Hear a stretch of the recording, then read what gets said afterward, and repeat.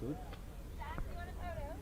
And that is your look from the KSLA Eclipse Cam. You can see that the sun, everything is moving, Chris. Yeah. It's spectacular. Everybody's kind of been checking in with us and letting us know how everything's just kind of moving across as we get closer and closer to totality. Very cool scene. Of course, you can see people kind of looking in the sky. You have people already wearing their glasses, kind of see what's going on. According to Glenn and Bubba Knipe over here, they're telling us the suns, the moon's kind of moving from west to east. Moving to the left. Moving to the left, from the left across. Yeah. But that's why we have Glenn over here. Yeah. Glenn Hughes has been our unofficial eclipse expert. I know when you made this trip, you probably thought you were just going to get to watch the eclipse, but here you are, live on KSLA News 12. Couldn't resist the opportunity. Yeah, okay, look, so the moon's moving. The ground shadow speed is about 760 meters per second. It's about half a mile a second for you guys in America with imperial units. So we're going to see this massive shadow come out of the southwest there. It's just going to be dramatic. You'll see it, the sky getting darker and darker, and then bang, the lights will go off.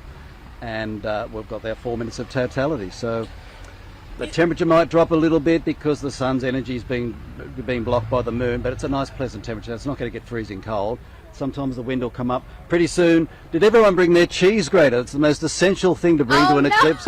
So you can pick, from now on you'll get all the little crescent suns. If you've got a cheese grater or a colander, you can make all the shadows on the ground, or you go to those trees over there and stand over the leaves of the trees, and the pinhole camera effect works.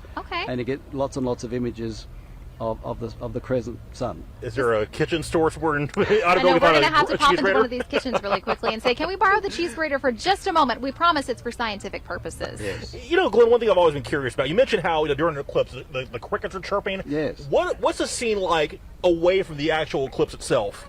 Well, when it's just a partial eclipse, if it's more than 70% covered, the eye starts to notice, this light's a bit funny. Why is the sky going from blue to silvery grey?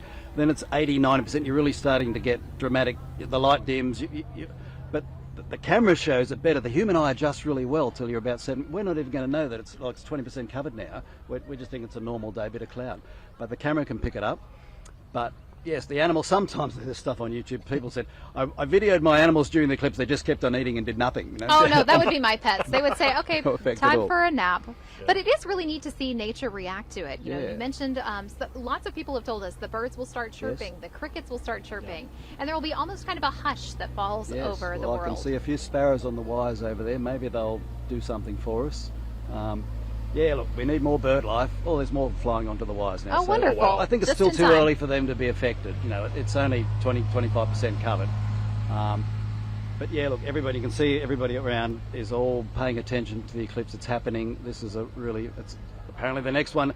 Strictly speaking, the next one on the USA is Alaska 2033. But people are saying for the main 48 contiguous states, it's 2044, and then another one in 45. So are you going to catch all of these, Glenn?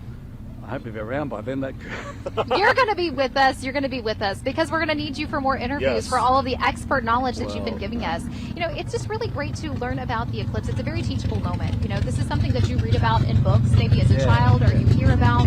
But to get to witness it in person is a life-altering experience. I hope those Harley Davidsons haven't blocked out the sound. But yeah, no, for all the young kids, I got into astronomy when I was about 8 years old. I remember when I was, young kid, I've got to wait till 1976 for the Australian eclipse. It just seemed like an eternity when you're only 8 or 9, but eventually it came around.